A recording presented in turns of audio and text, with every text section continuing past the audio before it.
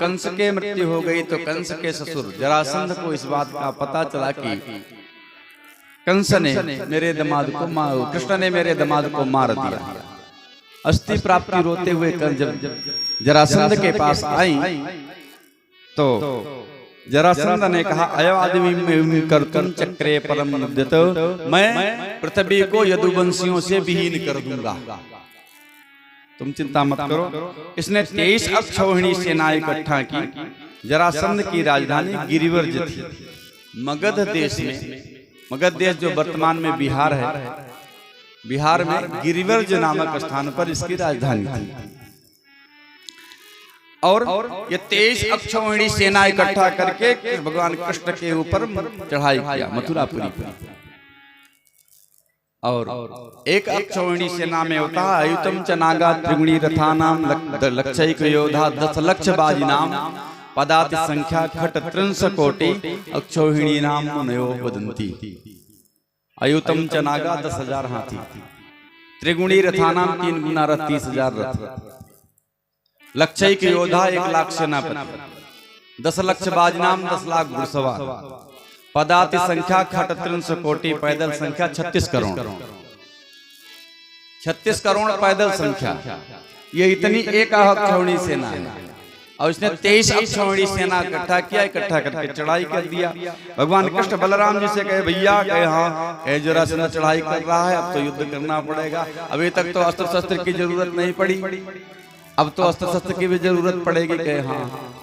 भगवान कृष्ण और बलराम जी ने अपने अस्त्र शस्त्र को स्मरण किया तो बलराम जी का सांवर्तक हल और सौनंद नामक मूसल आकाश मंडल से अब आया। भगवान कृष्ण बलराम जी पहली बार अस्त्र ले रहे हैं, नहीं तो कहीं दांत से काम चल गया, कहीं टूटे हुए धनुष से। फिर भगवान कृष्ण का वो सारंग धनुष और कौमुद की गदा और सुदर्शन चक्र अब आया युद्ध करने की बात।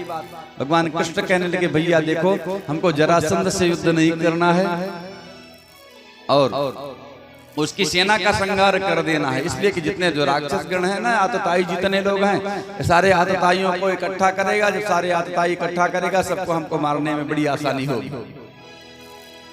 सुखदेव जी कहते हैं कि परीक्षित भगवान कृष्ण और बलराम इसकी सेना का संहार कर दिए। फिर जब ये अकेला बचा इसको छोड़ दिए तो ये जरासंध फिर से गया, फिर से 23 अक्षौहिणी सेना इकट्ठा की। इस प्रकार से 17 बार 23 अक्षौहिणी सेना इकट्ठा करके जरासंध ने मथुरापुरी पर चढ़ाई की। फिर 18वीं बार यह सेना इकट्ठा कर रहा था, तभी कालयवन से नारद जी मिले। और नारद जी मिले, नारद जी से कालयवन मिला, कहने लगे हमको बताओ कि मैं किसी से युद्ध करूं। नारद जी कहे जाओ जाकर के कृष्ण से युद्ध कर लो, इस समय वही सबसे बड़ा बलशाली है कालयवन से। तब 1 करोड़ मनुष्यों की सेना लेकर के ये भी चढ़ाई कर दिया। इधर जरासंध तो 18वीं बार तैयारी कर रहा था, बीच में ये भी आ गया। कालयवन भी 1 करोड़ मनुष्यों की सेना लेकर गया। भगवान श्री कृष्ण बलराम जी से कहे भैया कहे हाँ कहे कालयवन आ रहा है, ये हम लोगों से तो मरेगा नहीं, देखो कुछ उपाय करना पड़ेगा, आप इसकी सेना को संभालो, मैं इसको संभालता हूं। कहे ठीक है। बलराम जी अपना हल मूसल लिए, अब सेना को संभाल रहे हैं। भगवान कृष्ण जब देखे कालयवन को तो भागे भगवान कृष्ण। आगे आगे भगवान कृष्ण और पीछे पीछे कालयवन, दोनों भाग रहे हैं, भागते चले जा रहे हैं। और कभी कभी तो कालयवन को ऐसा लगता कि अभी मैं तुरंत पकड़ लूंगा। एक आध हाथ की दूरी रह जाती।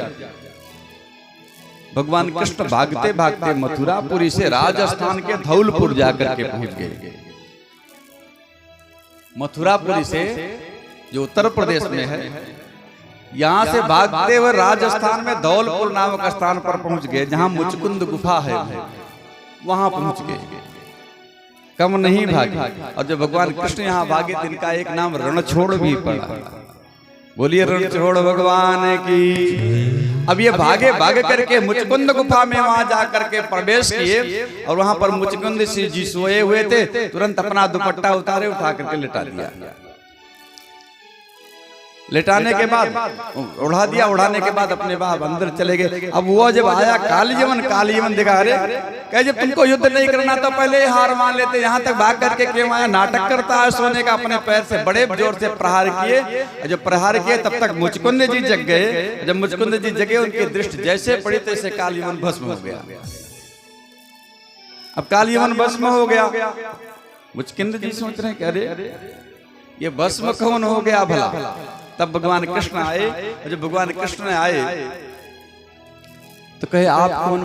कहे अरे मुचकुंद जी, आप तो सतयुग के राजा थे।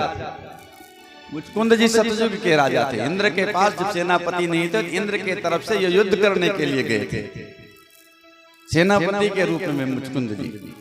और जब वहां गए तो जब इंद्र को स्वामी कार्तिकेय जी सेनापति के रूप में मिल गए तो इंद्र ने कहा अब आप जा सकते हैं और आप मोक्ष पद के अलावा और हमसे कुछ वरदान मांग सकते हैं। मैं मोक्ष पद नहीं दे सकता, इसके अलावा कुछ वरदान मांग सकते हैं। इंद्र ने कहा ठीक है, हमको आशीर्वाद दे दीजिए, मैं बहुत थक गया हूँ, अब मैं सोना चाहता हूँ, जो मुझको जगावे या उसके ऊपर मेरी दृष्टि पड़े तो वो भस्म हो जाए। तो इंद्र ने आशीर्वाद दे दिया था। भगवान कृष्ण को तो सब पता ही था। वही मुचकुंद जी गुफा में सो रहे थे। कालीयवन तो इनसे मरने वाला नहीं था, इसलिए वहां पर ले आए। कालीयवन हुआ कैसे, पैदा कैसे हुआ, थोड़ी सी इसकी कथा सुन लीजिए। एक गार्ग्य मुनि थे जिनका नाम था गर्ग वंश के थे, इसलिए इनको गार्ग्य भी कहते हैं। इनका एक नाम था शेषिरायण।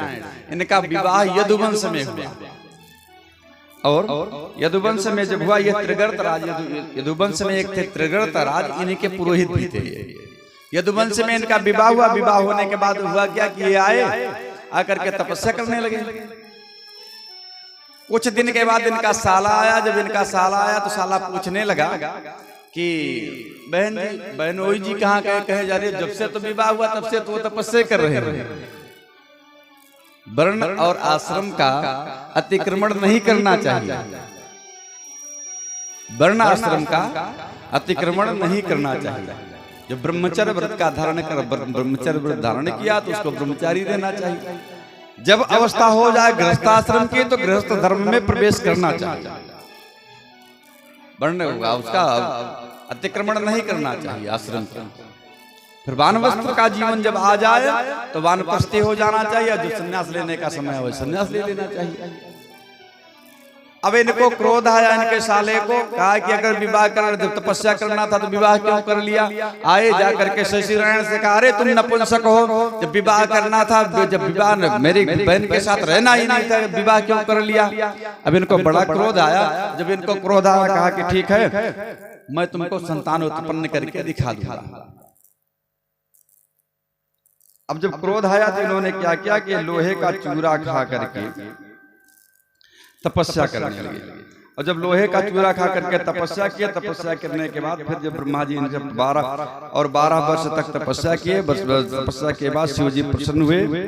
तभी देवराज इंद्र ने गोपाली नामक एक अप्सरा इनके पास भेजा। का अच्छा अवसर अच्छा है कि जा करके तुम अपना कार्य कर लो। गोपाली अप्सरा आई, उसी से बच्चा पैदा हुआ। जब बच्चा पैदा हुआ तो बच्चे को छोड़ करके गोपाली चली गई, जिसका पालन पोषण शेषिरायण ने किया। और जब ये कुछ बड़ा हुआ तो मलीच देश का राजा था कालजंग, जो संतानहीन था। और संतानहीन होने के कारण अभी सोच रहा मुझको मेरा कोई राज्य का करने वाला नहीं है, मेरे राज्य करने वाला कोई मिल जाए योग्य व्यक्ति उसको राज्य दे। तो एक महात्मा ने बताया कि शेषिरायण का पुत्र कालयवन है, आप जाकर के उनसे मांगिए, उसी को ला करके राज्य दे दिए। तो जो मलीच देश का राजा कालजंग था वह जाकर के शेषिरायण से कालयवन को मांग करके लाया, ला करके अपना राज्य दे दिया। ये कथा भागवत में नहीं है, अन्यत्र से नहीं। बोले वृंदावन बिहारी लाल की। इस प्रकार से भगवान कृष्ण कालयवन से कालयवन का उद्धार कराए मुचकुंद जी के द्वारा। और फिर जरासंध ने 23 अक्षौहिणी सेना इकट्ठा करके 18वीं बार चढ़ाई किया। जब 18वीं बार चढ़ाई किया, 18वीं बार चढ़ाई करने के बाद भगवान कृष्ण कह ले रे बलराम जी से, भैया देखो अब हमको यहाँ नहीं रहना चाहिए, यहाँ से चले जाना चाहिए। कहे तो भगवान कृष्ण ने विश्वकर्मा जी को याद किया। विश्वकर्मा जी ने विश्वकर्मा जी आए, विश्वकर्मा जी के आए तो उनसे कहा कि समुद्र के बीच में द्वारिकापुरी का निर्माण करो। भगवान ने अपनी योग माया के माध्यम से जितने इनके ग्वाल बाल सब कुछ थे मथुरापुरी से सबको द्वारिकापुरी में भेज दिए। और जब ये चढ़ाई किया जरासंध तो भगवान कृष्ण और बलराम दोनों लोग भाग करके प्रवर्षण पर्वत पर चढ़ गए। प्रवर्षण पर्वत पर जब वहां पहुंचे चढ़ गए तो जरासंध ने इसको खोजा नहीं पाया तो चारों तरफ से लकड़ी लगा करके उस पर आग लगवा दी। आग लगवाने के कारण पर्वत जलने लगा। भगवान कृष्ण बलराम प्रवर्षण पर्वत से कूद करके द्वारिकापुरी चले गए।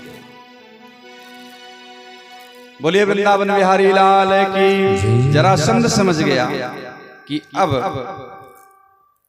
कंस कृष्ण की मृत्यु हो गई, परंतु कृष्ण तो सुरक्षित थे या स्वयं को विजयी मान करके अपने देश मगध देश फिर से चला आया। अब भगवान कृष्ण के विवाह की कथा आती है। भगवान कृष्ण के विवाह की कथा आती है और विवाह की कथा आती है जब भगवान कृष्ण के और बलराम जी का विवाह पहले न हो और कृष्ण का विवाह पहले हो तो अच्छा नहीं है। पहले बड़के भैया का विवाह हो जाए तब छोटके भैया को। तो रैवत देश के राजो राजा थे रैवत का कुतुमी, इनकी पुत्री थी रेवती। ये सतयुग के राजा थे। इनकी पुत्री जब रेवती विवाह के योग्य हो गई थी, इस वर खोजने के लिए बड़े चिंतित हुए, वर कैसे खोजा जाए। तो इन्होंने सोचा चलो ब्रह्मा के पास चलते हैं, वहीं पूछ लेंगे ब्रह्मा जी से और विवाह कर देंगे ला करके, जिससे कहेंगे ब्रह्मा जी। ब्रह्मलोक गए तो वहां सभा चल रही थी, सभा विसर्जित हुई। ब्रह्मा जी से पूछा कि मैं विवाह कहाँ करूं अपनी पुत्री का। तो ब्रह्मा जी ने कहा कि अरे आप तो सतयुग के राजा थे, इस समय तो त्रेता बीत गया और द्वापर भी बीतने वाला, बहुत जल्दी से जाइए, जा करके बलराम जी से विवाह करवा दीजिए। कहा अच्छा ठीक है। अब जब वहां से आए आकर के बलराम जी से कहा कि बलराम जी आप विवाह कर लीजिए। तो बलराम जी कहने लगे ठीक है मैं विवाह तो कर लूं, लेकिन ये तो बड़ी लंबी है। सतयुग के व्यक्ति जो होते वो 14 हाथ के होते थे। 14 हाथ, त्रेता के 10.5 के, द्वापर के 7 हाथ के और कलयुग के 3.5 हाथ के। मनुष्य की जितनी ऊंचाई है उसका 7 गुना वृक्ष की ऊंचाई है। कहिए 14 हाथ की मैं 7 हाथ का विवाह कैसे होगा। मेरी एक शर्त है। कहे शर्त क्या है। कहे शर्त यह है कि मैं अपने हल मुसल से इनसे कूट करके अपने बराबर बनाऊंगा। पहले जब जैसे और जो हमारे द्वारिकापुरी के जो स्त्रियां जैसी हैं उस प्रकार से हो जाएंगे तो मैं इनसे विवाह कर लूंगा। ठीक है आप चले जाइए। रेवती के पुत्र चले गए तपस्या करने के लिए। बलराम जी ने अपने हल मूसल से कूट करके रेवती को अपने सामान बनाया, सामान बना करके रेवती के साथ विवाह किया। बोलिए रेवती रमण भगवान की। अब भगवान कृष्ण के विवाह का प्रसंग आता है। भीष्मक राजा थे जो विदर्भ देश के राजा थे और इनकी पुत्री थी रुक्मिणी और इनके पुत्र थे रुक्मी, रुक्मरत्न, रुक्मबाहु, रुक्मकेश और रुक्ममाली। ये इनके पुत्र थे।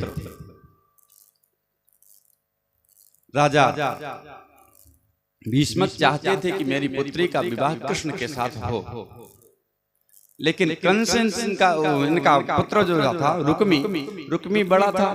रुक्मी कहने लगा कि नहीं मैं जहां चाहूंगा वहां विवाह होगा, मैं जहां चाहूंगा वहां विवाह होगा। अब राजा भीष्मक करते ही कहा अच्छा ठीक है तुम्हें जो करो वही सही।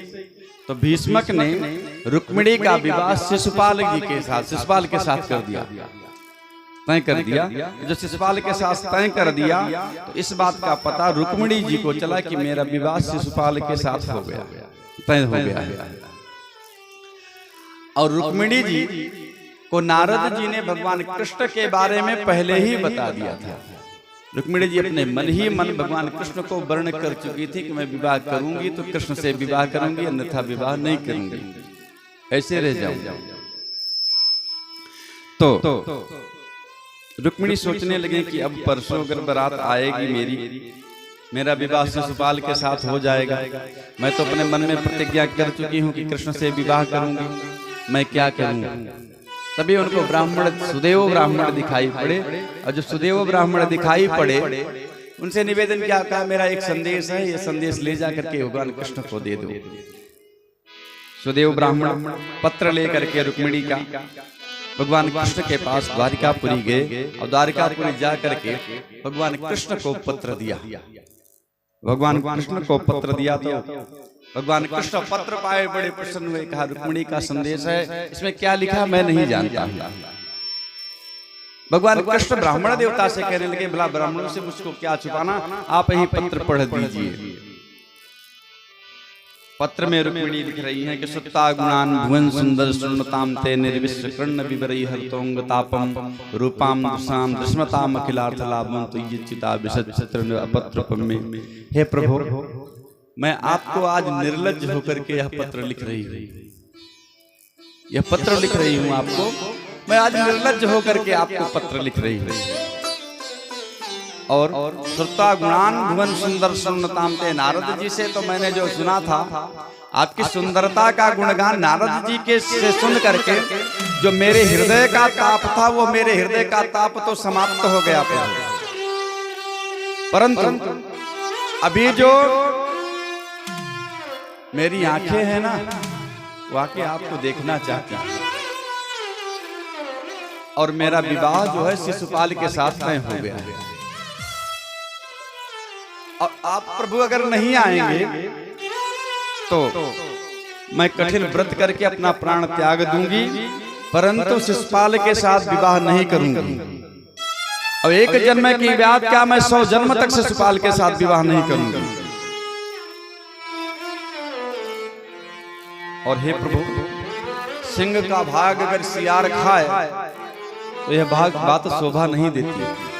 आप तो सिंह हैं, शिशुपाल सियार है। मैंने आपका वर्ण किया प्रभु, आप हमको मेरा वर्ण स्वीकार कर लीजिए, मुझको आप अपना लीजिए।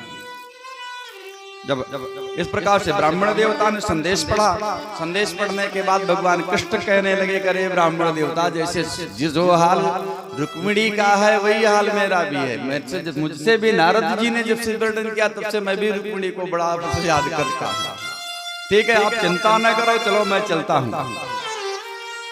भगवान कृष्ण सुदेव ब्राह्मण के साथ तुरंत चल पड़े द्वारिकापुरी में, किसी को नहीं बताया।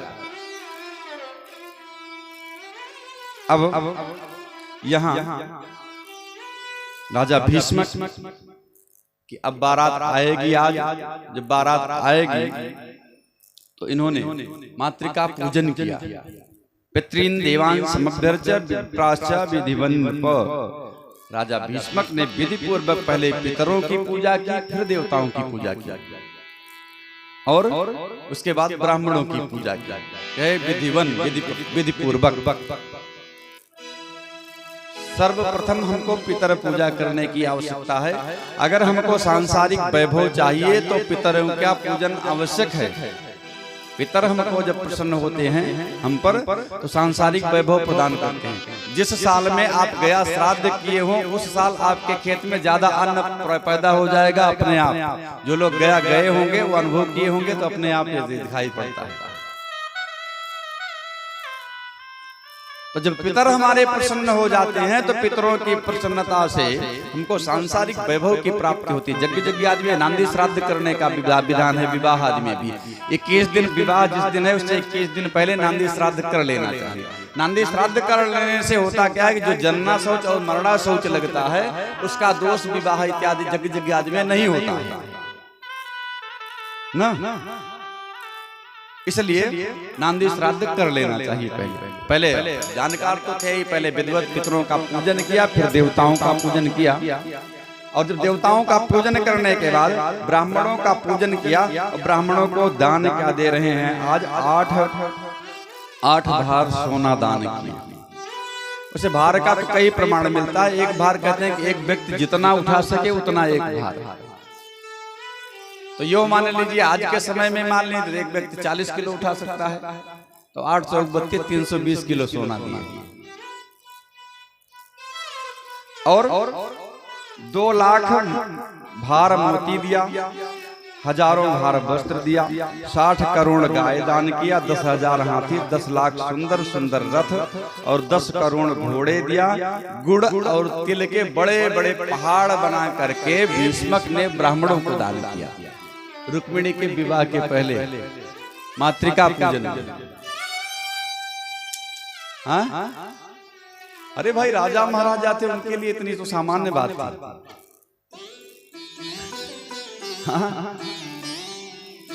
अब इधर चेदि नरेश जो दमघोष है, दमघोष का पुत्र शिशुपाल बारात सजा करके बढ़िया ले करके आकर के पहुंचा भीष्मक के यहाँ। बारात आए, बारात का स्वागत हुआ, जन्मास दे दिया गया बारात। अब बारात जब आ गई तो रुक्मिणी जी को इस बात का पता चला कि बारात आ गई। अब ये सोच रही कि अब तो मेरा दुर्भाग्य ही है। दुर्भाग्याम में धाता नानुकूलो महेश्वरा देवी वा विमुखा गौरी रुद्राणी गिरजा सती। आज ऐसा लगता है कि ब्रह्मा जी मुझसे नाराज हो गए, भगवान विष्णु भी मुझसे नाराज हो गए, माँ गौरी नाराज हो गई। इसलिए कि मैंने ब्राह्मण देवता को संदेश लेने के लिए भेजा, वो अभी तक लौटे भी नहीं। और यहाँ बारात दरवाजे पर आकर के पहुंच गई है। अरे वो आ गए होते तो भी हमको पता चल जाता कि कृष्ण आएंगे कि नहीं आएंगे। इस प्रकार से स्वयं को कोस रही थी, तो तभी देख रही है कि ब्राह्मण देवता चले आ रहे हैं बड़ी प्रसन्न मुद्रा में। अरे भाई को देखिए जब प्रसन्न है तो समझ गए कि मेरा कार्य हो गया। किसी को संदेश भेजिए कोई कार्य करने के लिए, अगर कार्य होता तो बड़ी प्रसन्नता पूर्वक लौटता है। आए आकर के ब्राह्मण देवता बताए कि कृष्ण आ गए। भीष्मक को इस बात का पता चला कृष्ण आए हैं, उन्होंने जाकर के इनका सम्मान किया। अब शिशुपाल इत्यादि सबको पता चल गया कि कृष्ण अब आ गया है, कुछ गड़बड़ कर सकता है, इसलिए सभी लोग चौकन्ने रहो, सबको सतर्क कर दिया। और भगवान ब्राह्मण देवता जब रुक्मिणी जी से बताने लगे कि भगवान कृष्ण आ गए हैं, अब रुक्मिणी सोचने लगी इसके बदले में कुछ दक्षिणा दी जाए इनको। अब पूरे राजभवन में देखते हैं कुछ ऐसी सामग्री नहीं मिलती कि इनको कि जो दे दे। जब कोई बात सोचते कि जितना बड़ा कार्य इन्होंने किया, इस कार्य के बदले में सारी दक्षिणा छोटी है, कुछ नहीं, हाथ जोड़ के प्रणाम कर लेती हैं। ब्राह्मण देवता प्रसन्न। इसके बाद मां रुक्मिणी जी गौरी पूजन के लिए तैयारी करते हैं। इनके यहाँ उनके कुल में परंपरा थी कि गौरी पूजन किया जाए। अब जब गौरी पूजन की जब बात आई तो हुआ क्या कि तो शिशुपाल के जो सैनिक थे, शिशुपाल ने रास्ते से दोनों तरफ सैनिकों को खड़ा कर दिया कि सुरक्षा का घेरा रहेगा, तब तो कृष्ण नहीं आ पाएगा, तब तो कृष्ण नहीं आ पाएगा। सारे सैनिक सब तरफ से खड़े। सुखदेव जी कहते हैं कि परीक्षित अब रुक्मिणी चली जा रही है माँ गौरी पूजन के लिए। अब जब गौरी पूजन के लिए चली जा रही हैं तो बड़े धीरे धीरे पैर रखती हुई माँ गौरी के मंदिर में पहुंची और माँ गौरी के मंदिर में पहुंच करके प्रार्थना करती है, संकल्प करती है, नमस्ते अंबिके वीक्षणम स्वतंतानियुताम शिवाम भूयात् पत्र में भगवान कृष्ण तदनुमेदताम मोदताम। हे माँ गौरी, आपकी गोद में गणेश जी हैं, मैं आपको प्रणाम करती हूँ। और हे माँ, मुझको एक आशीर्वाद दे दीजिए कि भगवान कृष्ण ही मेरे पति हो जाए। यही संकल्प किया। संकल्प करने के बाद पूजन कर रही हैं। क्या कर रही हैं? हे लवणातांबूल कंठ सूक्त फलेक्षुभि, नमकीन पुआ चढ़ा रही हैं। आज लगता देवियों को नमकीन बड़ा प्रिय है। मीठा पुआ नहीं चढ़ा रही, कहे नमकीन पुआ चढ़ा रही है। और तांबूल कंठसूत्र, कंठसूत्र माने जलेबी, जलेबी को संस्कृत में कंठसूत्र कहते हैं। जलेबी चढ़ा रही है, फल और गन्ने की गेंडी चढ़ा रही है। इस प्रकार से देवी का पूजन कर रही है। आइए हम लोग भी गौरी पूजन में सम्मिलित होते हैं। आज मैं आई माई तोहरे भवन, चरण पूजनवा तोहार।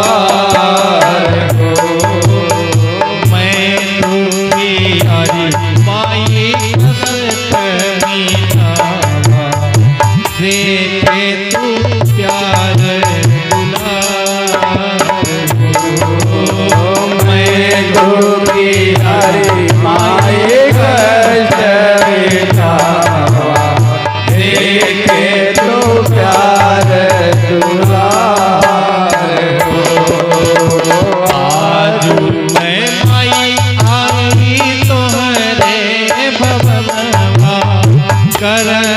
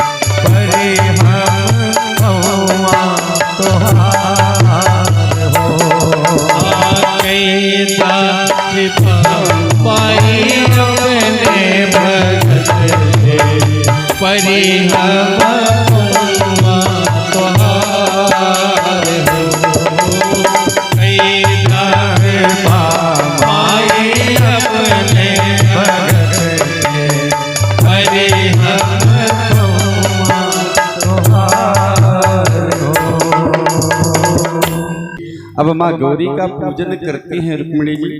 अब पूजन करने के बाद सुखदेव जी कहते हैं परीक्षित, पूजन करने के बाद माँ का आशीर्वाद लेकर के और अब जब रुक्मिणी निकलती हैं तो अभी तक तो आ रही थी तो बड़ी धीरे धीरे आ रही, जब मंदिर से निकलती पदाम चलंती कलहंस गामिनी, जैसे हंस बहुत जल्दी जल्दी अपना पैर उठा करके रखता है वैसे जल्दी जल्दी पैर रख रही है। जा रही थी तो घूंघट की हुई थी, आ रही तो मुख खोल दिया, और जब मुख खोल दिया सारे सैनिक देख रहे हैं, अरे रुक्मिणी जी की कितनी सुंदरता है भव्य। अब सारे जो सैनिक खड़े हैं रुक्मिणी जी की सुंदरता को देख करके इनका अस्त्र शस्त्र इनके हाथ से गिर गया, सारे किन कर्तव्य विमूढ़ हो गए कि मुझको क्या करना है क्या नहीं करना, सब भूल गए, उसी सुंदरता में ही मोहित हो गए। इतनी सुंदर रुक्मिणी जी थी। भगवान श्री कृष्ण देखे कि रुक्मिणी चली आ रही तो पहचान नहीं सकती थी। भगवान कृष्ण अपना रथ आगे बढ़ाए, जब रथ आगे बढ़ाए रुक्मिणी समझ गई कि कृष्ण यही हैं। पहले तो मिले नहीं थे, पहली बार मिल रहे हैं, तुरंत रथ आगे बढ़ाया। अब जब रथ आगे बढ़ाया तो रुक्मिणी जी अपने सखियों के साथ भी गई थी। अब रुक्मिणी जी रथ के पास पहुंची, एक पैर अपना जैसे उठाने को हुई कि रथ के ऊपर रखें, तब तक भगवान कृष्ण अपना हाथ बढ़ाए, हाथ से हाथ पकड़ करके खींच के रथ पर बैठाए, लेके चल पड़े। बोलिए रुक्मिणी हरण भगवान की। अब रुक्मिणी जी को रथ पर बैठा करके लेकर के चल पड़े। जब कुछ दूर लेकर के निकल आए तो अब सैनिक सोच रहे हैं अरे हम लोग यहाँ खड़े किस लिए थे।